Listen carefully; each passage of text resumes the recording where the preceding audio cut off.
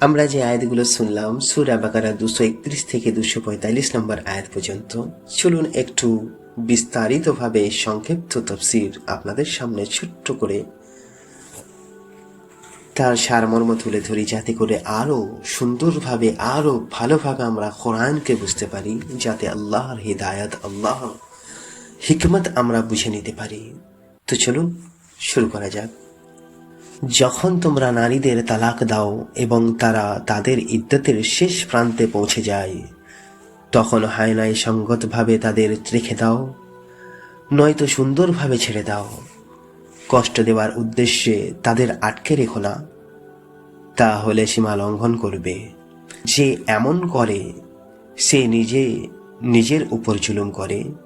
আল্লাহর আয়াতগুলোকে তামাশা বানিও না, তোমাদের উপর আল্লাহর অনুগ্রহ স্মরণ করো এবং যে কিতাব ও প্রজ্ঞা তিনি নাজিল করেছেন তা দিয়ে তোমাদের উপদেশ দেন। আল্লাহকে ভয় করো এবং জেনে রাখো আল্লাহ সবকিছু জানেন।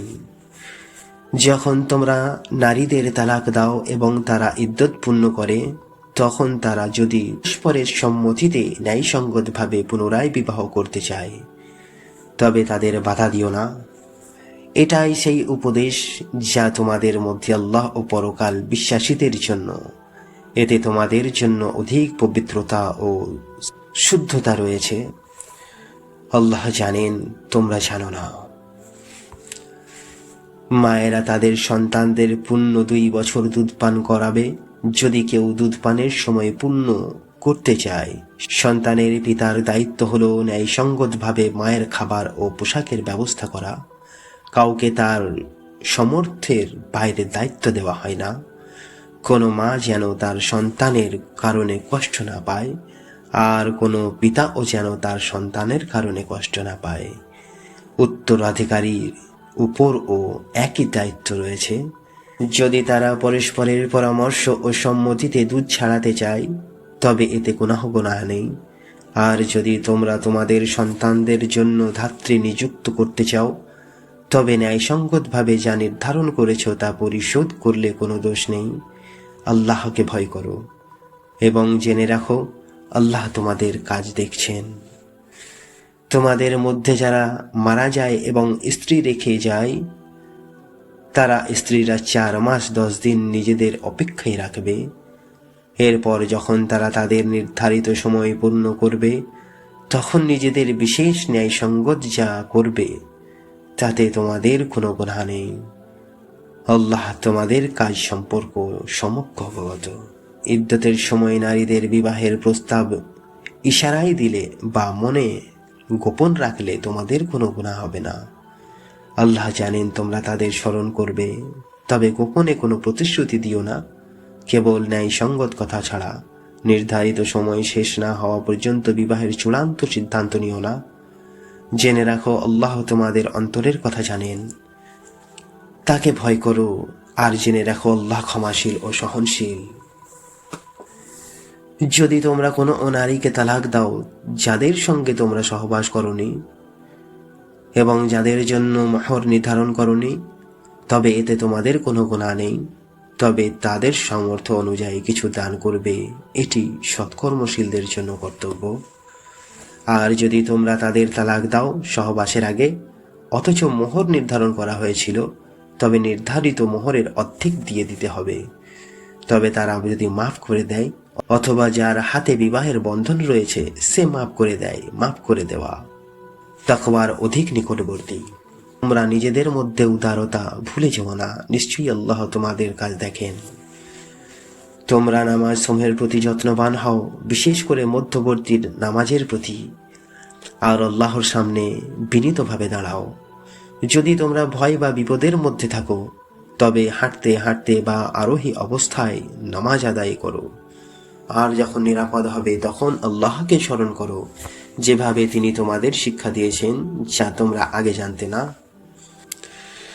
তোমাদের মধ্যে যারা মারা যায় এবং স্ত্রী রেখে যদি অন্যত্র কোথাও যায়, তারা যেন স্ত্রীদের জন্য 1 বছর পর্যন্ত পোষণ ও বাসস্থানের ব্যবস্থা করে যায়, বের করে না দেওয়া শর্তে।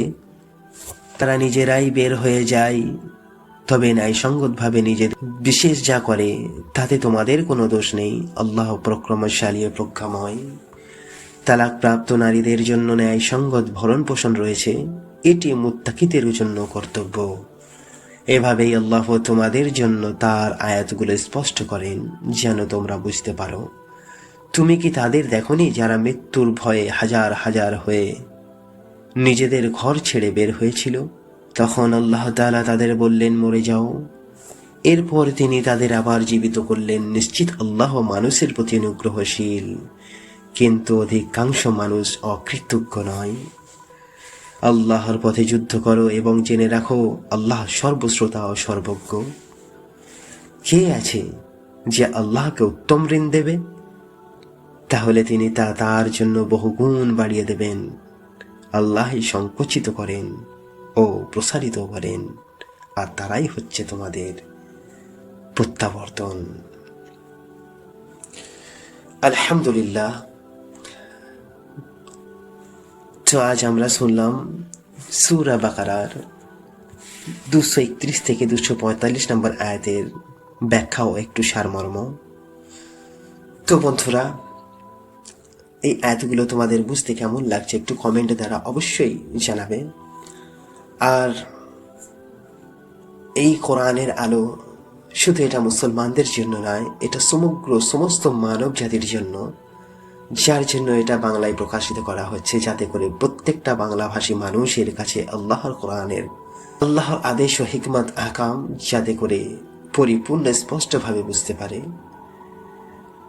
তো ভাই, যদি আয়াতগুলো আপনাদের জীবনকে আলোময় করছে, তো নিশ্চয়ই আপনারা বন্ধু বান্ধব, আত্মীয় স্বজন সকলের কাছে কিন্তু এই আয়াতটা পৌঁছে দেওয়ার দায়িত্ব আপনাদের।